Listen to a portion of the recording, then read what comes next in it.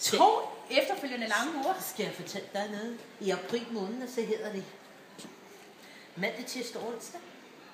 Fri, torsdag, fredag, lørdag, søndag, mandag. Jamen, det lørdag, søndag, mandag havde jeg også med. Mandag, tirsdag, onsdag, torsdag. Hvad laver du nu? Jeg har en videoen.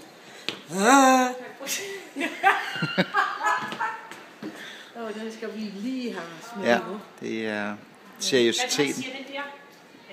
Den er faktisk et godt billede. Ja. Hvad siger Tag et billede af den der fra Will Grace.